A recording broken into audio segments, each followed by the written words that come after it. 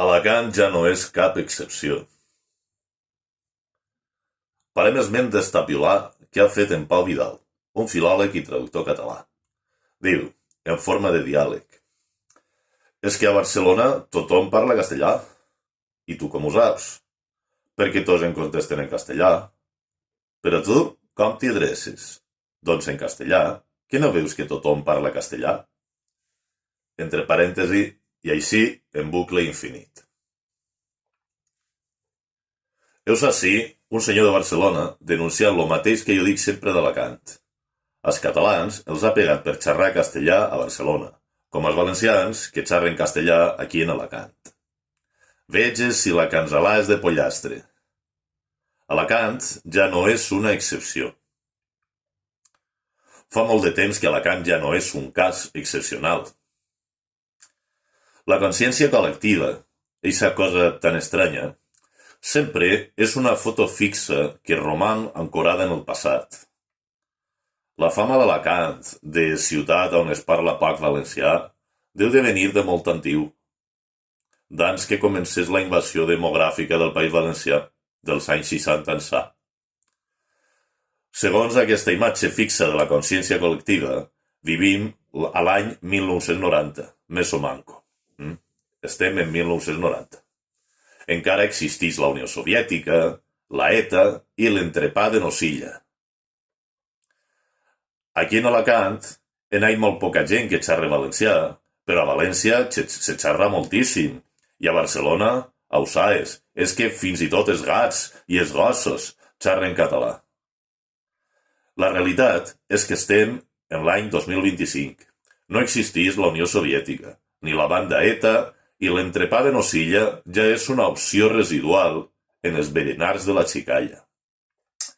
Estem en 2025 i les grans ciutats dels països catalans, Barcelona, València, Palma, estan cap al to més castellanitzades i han viscut una gran davallada de l'ús social de la llengua. Aleshores, si Alacant ja no és un cas excepcional fa molt de temps, per què continuen donant-nos la febre? Per què mos donen sempre la febre, Anastà? Per què esta constant matraca? Per què mos donen la turra? Doncs molt fàcil. Pas polsar ses pusses de damunt. Paixà, pas polsar ses pusses de damunt. És un mecanisme psicològic molt senzill. Trobar algú que es troba en una situació molt pitjor que la teua va fer-te una idea de que tu estàs millor, que a tu no te va tan malament. Un consol pa faves. Un consol pa conhortar-se es faves i es panolis.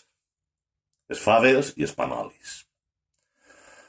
Fa poc vaig llegir una dada curiosa. Se veu que sols un 5% dels habitants dels països catalans s'adrecen en català sempre a tothom. La resta xerren en castellà en els desconeguts. Un 5%, ja! Si això és encara manco que la gent d'aquí d'Alacant que xerra valencià. Acceptem este 5% per un moment, perquè en realitat en som més i perquè la llengua no és patrimoni únic dels seus parlants natius. Però bé, acceptem-lo. Doncs bé, tot és Alacant. Tot és Alacant. Barcelona és Alacant. València és Alacant. Palma és Alacant. Barcelona, Palma, València, totes les grans ciutats són Alacant. Alacant és el paradigma dels països catalans. Alacant és el cap i casal dels països catalans, el país del 5%. No vos repetiré les dades de les enquestes sobre l'ús de la llengua, perquè sé que tots vosaltres ja les coneixeu. L'altre dia ja vos vaig xerrar d'estar, però reencete o reprenc esta secció en el meu temeta favorit. Si no vivim als anys 60, ni al 1990, deixem de tractar Alacant com a excepció. La societat humana funciona en creences i pactes no escrits. N'hi ha un de molt fort, que ja és antiu, que dia que en Alacant no se xerra valencià, però a València sí, i a Barcelona, moltíssim. Doncs bé, això ja no és aixina. I això es deu a dos grans processos històrics que n'hi ha. La colonització castellana dels països catalans, cascun jorn més consumada, i la transformació de les grans ciutats en ciutats mundials. Barcelona, València, Palma, Alacant van de camí. Alacant, sobretot, va de camí. Volen ser transformades per les elits del capitalisme en ciutats mundials, on gent vinguda d'altres països amb més diners puga pagar-se un lloguer als preus que es posen o comprar una vivenda.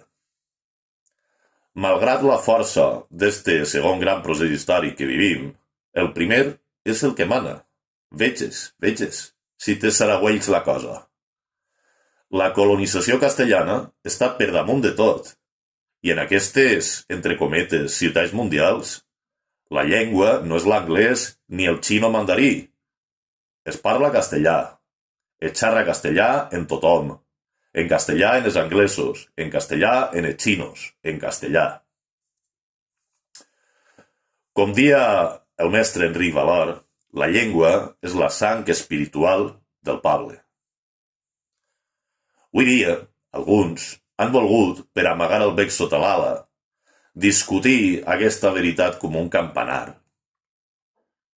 Identificar al poble amb la llengua ja és una ridícula romanalla de l'idealisme alemany, mentre una nova classe política de Guilopos, de Gabriel Rufián a Rafa Mas aquí en Alacant, el tema de la llengua li la molla. La raó pregona de tot plegat és que els hàbits sociolingüístics d'una societat no es poden mudar per decret. Per molt de temps que hagi passat, arrosseguem la costum de xerrar en castellà en els desconeguts.